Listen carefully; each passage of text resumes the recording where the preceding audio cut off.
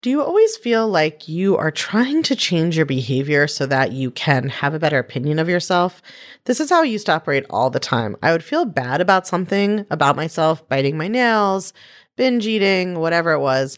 And I would just want so badly to be able to just change the behavior because I felt like I wasn't going to be able to feel good about myself or respect myself until I did.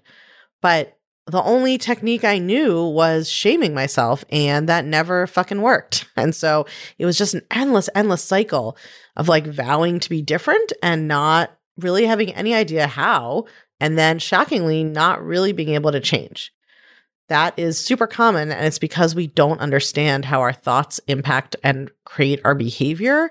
And so we have it backwards most of the time. So in today's sneak peek from the book, I'm going to explain what that means, how we have it backwards, and talk about the kind of basic outline of how to resolve that. Welcome to Unfuck Your Brain. I'm your host, Cara Lowenthal, Master Certified Coach and founder of the School of New Feminist Thought. I'm here to help you turn down your anxiety, turn up your confidence, and create a life on your own terms, one that you're truly excited to live. Let's go. Hello. Welcome to the third episode of this limited mini-series we're doing with a sneak peek of each chapter of Take Back Your Brain, where I also share what the disappearing bonus of the week is. So today we're talking about chapters 3 and 4 of the book. And if you listened to last week's episode, I talked about what it means to receive your negative emotions and why that's the key to helping them dissipate faster. And then today, chapter 3 and 4 of the book, we're talking about thoughts, which is why we're all here, right? We know our brains are talking some shit, and we want to try to change that. So in chapter 3, we dive into what thoughts actually are, how they show up in your brain, and we get deep into how they relate to your behavior.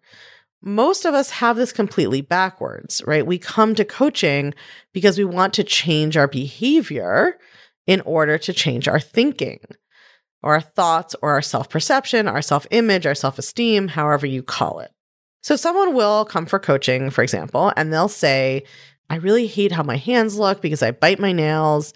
It looks messy. It's unprofessional. I can't ever get a manicure, and I need coaching to help me stop biting my nails so I can feel like a confident grown-up at work and not be embarrassed in meetings.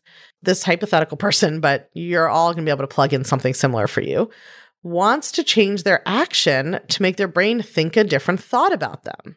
But that is not how thought and actions work. Your actions don't cause your thoughts. Your thoughts actually cause your actions. Thinking, this looks unprofessional, I need to stop, does not actually make you stop, right? You've already tried that. Again, biting your nails may not be your thing, but whatever your thing is you want to change, you've been trying for a long time, beating yourself up about it, shaming yourself. You wouldn't need to come to coaching if that worked. Think about how you talk to yourself about that action, and is that working for you? I'm going to guess that it's not because I've never seen it work. So in the book, I teach you how your thoughts actually cause your actions. And so to change your actions, you have to change your thoughts. Just like to change your feelings, you have to change your thoughts. We're noticing a pattern here, right? Think about it this way. Why does a person bite their nails? Because they're stressed. It's a coping mechanism, right? It's a self-soothing attempt. What do you create when you yell at yourself about biting your nails? You create more emotional stress, so you bite your nails even more. Most negative habits that people want to change are something that the person is doing because of emotional stress, to self-soothe or to avoid or to numb out, whatever it is. So when you shame yourself about it, you're just creating more emotional stress. And we already know that your reaction to emotional stress is to do the behavior you're trying to change. So if we want to change our behavior, we have to change the thoughts that are creating that behavior. And when we do that, we're able to create different returns. And that's what I really get into in chapter 4 of the book. This is a new concept that I haven't taught on the podcast in this way before, that I've really introduced in the book. And it's essentially a way of measuring and understanding what output you are getting for your investment of time and emotional and mental energy into a certain thought pattern. Understanding your returns lets you see how much power you have over your life and the ways you're already impacting your life. And it helps you figure out how you need to change your thinking in order to create different returns. It helps you figure out what thoughts might be better investments for you. So after chapters 3 and 4 of the book, you will understand how to analyze your current thinking to see what it is creating for you. Just like in that example of the nail biting, where we think, yes, my thoughts are true and good and useful, but then when we break it down, they're not helping. And how to come up with new, better thoughts to invest your time and energy in. But I do not want you to have to wait until you get this book to be able to start practicing this, because understanding how to change your thinking and see the returns you're creating and change those, it's literally the secret to life.